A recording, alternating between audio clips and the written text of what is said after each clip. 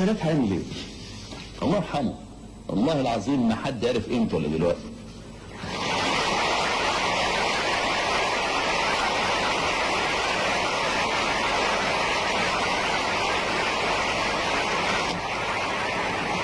السادات جازف وراح رايح اسرائيل،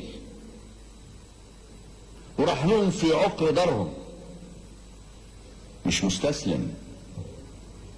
تذكروا الخطاب بتاعه اللي قاله في الكنيسة الإسرائيلي، أشادوا بيه العرب كلهم، بيقول لهم حقنا اهو وما فيش غير ده اهو.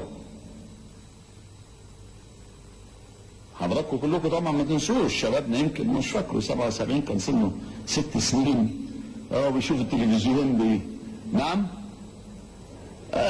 يشوف التلفزيون بيتكلم كده، وزي واحد سنه 6 سنين هيعرف ايه يعني.